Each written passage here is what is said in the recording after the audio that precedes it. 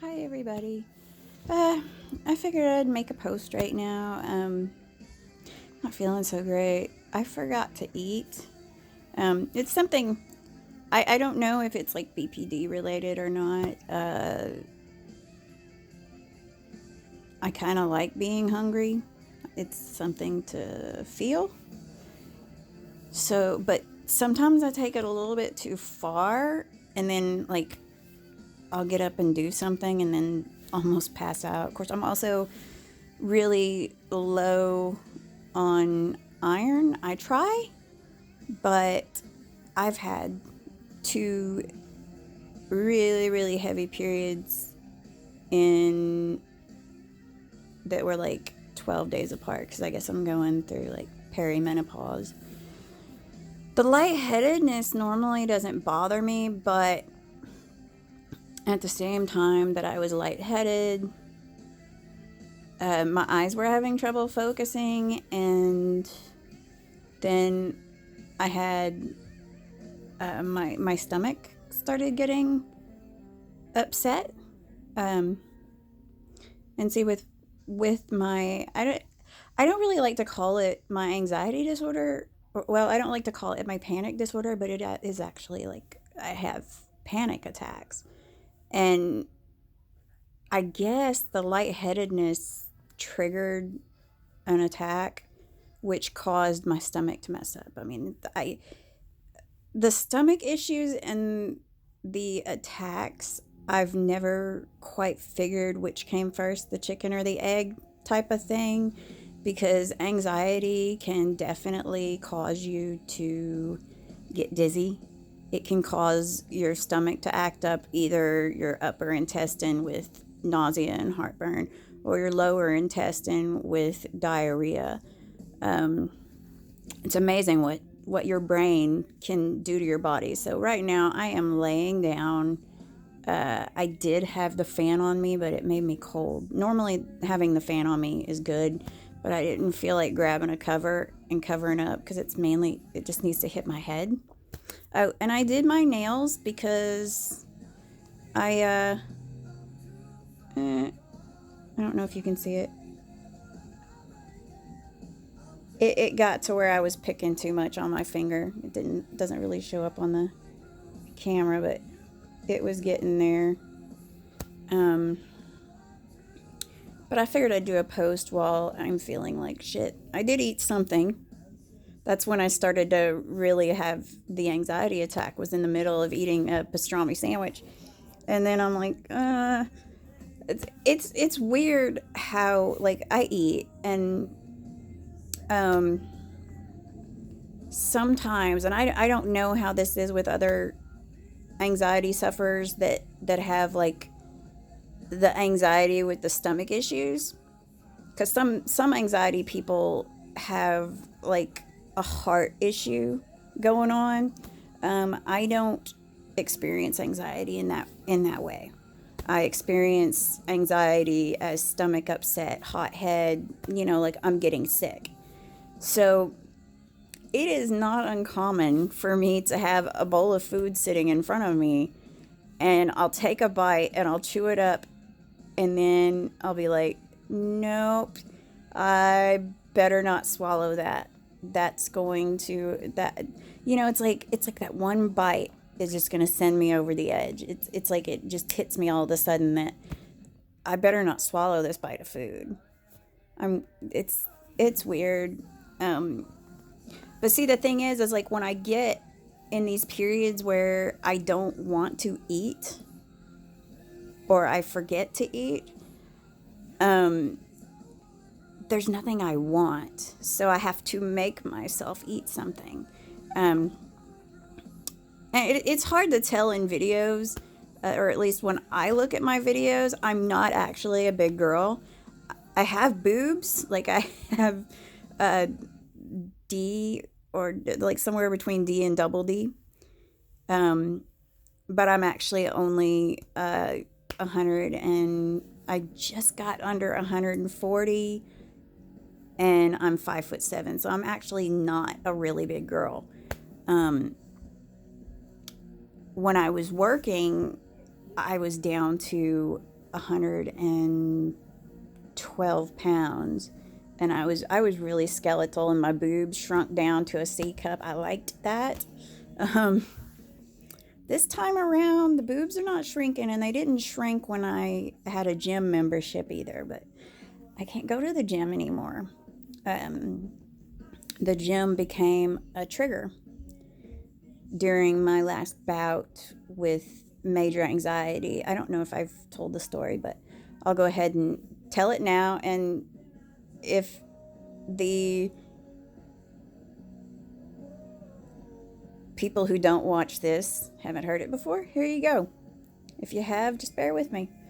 Um, when I was 19, I started having anxiety attacks, and I didn't know that that's what they were. I thought that I had a stomach problem. I thought that it was from excess excess sinus drainage. So I got on this regimen of taking Sudafed all the time, and and then I'd have heartburn, so I would take antacids, and I was like seriously on some Coca Cola. Now, when I saw the dentist, my favorite dentist, the first time, he said, "Let me guess, Mountain Dew." I said, "No, Coke."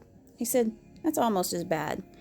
But he told me that the combination of taking the Sudafed and taking the antacid, because it was liquid antacid, ruined my teeth. I mean, they started rotting. I basically had meth mouth without doing meth. Um, but that was later. I didn't start having trouble with my teeth until I was after I had my first kid in 2000. Um, but for a long time, I struggled with the anxiety attacks and didn't know that that's what they were until, I mean, and I spent a lot of time in hospitals. I would go to the ER, and all I wanted was a Phenergan shot. I'm just like, I just need to sleep. And it wasn't until I finally found a doctor that was like, well, let's send you to a gastroenterologist. Gastroenterologist told me at 19 that the lining of my stomach was really thin. I was looking at, I was really close to having ulcers, just like completely all over my stomach. And he thought that that was odd for a 19-year-old. But he referred me to a counselor. And at the time, I didn't have insurance, so I couldn't afford to go do that. But I did have a doctor. And he treated me, even though he didn't really want to treat me. He did treat me. And so after I was, I guess it was I was about 20 when I started on amitriptyline and Xanax. Very rarely took the Xanax. The amitriptyline did very well. Fast forward like 5, 6 years later, maybe 10. I'm bad with dates. Um, I decided that I was tired of being fat and having to work extra hard if I did want to lose weight. And I switched doctors. So that doctor put me on sertraline, which is Zoloft, and Klonopin, because she refused to give out Xanax. She said junkies use that to come down. And I was like, yeah, like they wouldn't use Klonopin. Come on. Anyway, taking the sertraline, I started forgetting to eat and everything. Well, sertraline worked for like 10 years, and then during all this time I had anxiety attacks here and there. It was typically just nausea based. Like if I got the stomach flu, I was in hell. I was in complete and utter hell. Um but I functioned fairly well. I mean, for the most part, I didn't have anxiety attacks unless I just happened to actually be sick. Now, I avoided restaurants. I haven't been able to eat in a restaurant um, since I was probably, I haven't been in one since before I was 20. Okay, so you're looking at 20 years since I've been in a restaurant to eat, because I can't make it to the appetizers coming out. It's bad.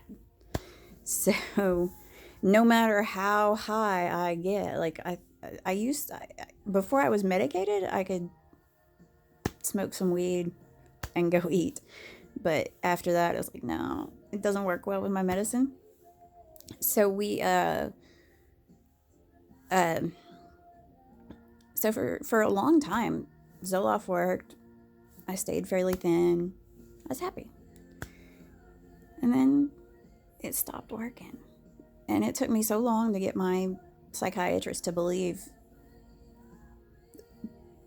that was the problem. It took me a while to figure out that could be the problem. And then it took me a while to convince her.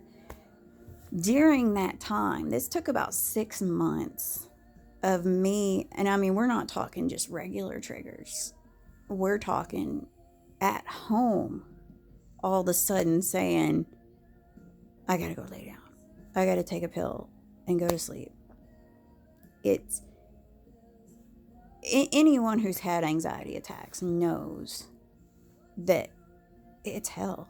It is complete and utter hell, and you know that it's not real. You know it's not real. You know it's a trick. You know that your body's sending all these wrong signals, and you can't just say it's wrong and I don't feel this. No, you can't wish it away. You can try like all these different things. Well, none of the breathing exercises or any of that help when I am having a major anxiety attack. Now, if I'm only feeling slightly anxious, I get by with like some ice water and maybe having like a paper fan to like fan myself or to hit my leg with it, to just kind of tap. That kind of helps sometimes, because one counselor said that, feel your heart. Your heart beating is the only thing that's real. That's real. The thoughts in your head are not real. And they're not. But mine are not thoughts. It's feelings. It's that my body feels wrong. It feels sick. It feels, and even if I bring myself to like, well, what's the worst that could happen? I crap myself. I puke. What's the worst that happen? I can tell you the worst thing that'll happen as far as the vomiting goes. I'll feel worse. Learned that a long time ago, which was why vomiting became a trigger. Being nauseous became a trigger because I didn't know, am I nauseous and I need to puke? Or is it the anxiety? Because let me tell you, when I'm having an anxiety attack and I puke and it's because of the anxiety, it is the equivalent of when you drink like a shitload of stuff, like you're drunk as hell, and you've gotten to the point where you're praying to the porcelain goddess and you can't even lift your head. You're that far gone. That's what it's like for me. I can't lift my head. I better not so much as wiggle a toe. It just makes it worse. So that became a trigger. Well, during this second bout of anxiety, going to the gym became a trigger, and I really loved going to the gym. I mean, I was working so hard, and in 6 months, I gained back 40 of the 60 pounds I lost at the gym. I was quite upset about that, quite disheartened.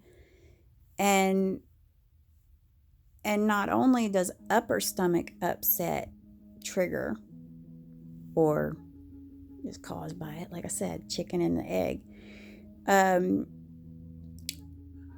lower intestinal stuff will mess with me. That it'll just have me kind of antsy, and it sucks. I mean, I may as well be a prisoner, because like if I go somewhere, I have to worry about, is this a possibility? And then it's does the anxiety cause it? And then what is the trigger that caused the anxiety that caused the problem? It's just this big clusterfuck. Um, and it doesn't really get better for me. Uh, as far as I'm now on Cymbalta, and it works pretty good, but it doesn't do as well as Zoloft did for so many years. I'm really upset that Zoloft did that to me, and I even proved the point to myself when she put me on Prozac. One day, I decided instead of taking the Prozac, I would take the sertraline since they're in the same class. And a lot of times, like if you're taking Zoloft and they switch you to Prozac, they don't wean you off of the Zoloft because it's the same type of drug. So one day I said, okay, I'm going to take the Zoloft. I was so fucked that day. As far as my anxiety went, I was like, yeah, this fucking did it. I had proof in my mind, but my stupid ass psychiatrist was like, that doesn't happen. I could show her studies where it does. But this is the same person who told me that they don't make a Xanax that's extended release. They fucking do. I worked in a pharmacy for 5 years. They make long acting Xanax. But I know it doesn't seem like I'm feeling bad. It's because I'm laying down. If I get up, I'm liable to feel a certain way. And as it stands, my head's kind of hot and I want to turn on the fan, but my fingers are cold and my toes. But I thought I'd just make a video because I was like, this is what I'm feeling like right now. And I hate the things that it took from me. Like this second bout, I haven't been able since I got back on track. I have not been able to travel more than 30 minutes from my home. And if I ride with somebody, I am not good until we get to where we're going. On the way back, I'm fine. But like if we're going to a birthday party or something and somebody else is driving, I'm kind of like flipping out. I'm kind of flipping out in general, even if I drive myself. Like I can't drive to my aunt's house because she lives she lives 35 minutes away. So I don't know if maybe, now, I mean, it could just be my age, because like when I was 20, I could ride roller coasters all day long and I fucking loved the Tilt-A-Whirl. And like 5-6 years ago, I rode the Tilt-A-Whirl. That was not a good time anymore because as you get older, your equilibrium changes. So, maybe I'm starting to get a little like motion sickness in the car. I'll have to take some Dramamine sometime and see how far I can go. But as it stands, I've been on Cymbalta for over a year and I still have trouble going to like North Little Rock or DeGray. Like I haven't been to Lake DeGray in a while, and that used to be something I would do like 2 or 3 times a year. My family wants to go camping. Of course, we don't have anybody take care of our pets, so we can't really go. But, well, yes, we do. Anyway, but we worry about our stuff. Like we don't want somebody breaking into our house because we don't really have neighbors that are very observant. So, not like last time we went camping, my mom and dad were alive, so they'd watch our house. Since they live next door, no big deal. Anyway, feels like my Xanax is starting to kick in. I hope y'all are having a better day than me. I mean, my day started out stellar. It was a lovely day. But, and I'm sure the rest of my evening will be fine once this is past. But y'all have a good day, okay? And if you're struggling with anxiety, there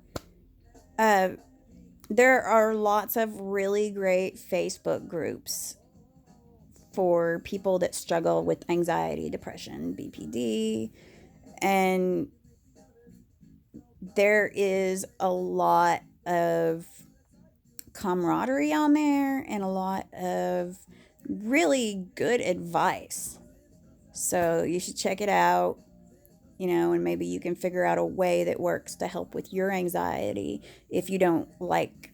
See, I feel like a failure when I pop a pill. I do. I feel like I'm taking the easy route. And I don't like to take the easy route. I would rather be strong, you know, but I'm just not strong every day. I can't help it. Can't I can't fight every day. I'm just not strong enough. But y'all have a nice day.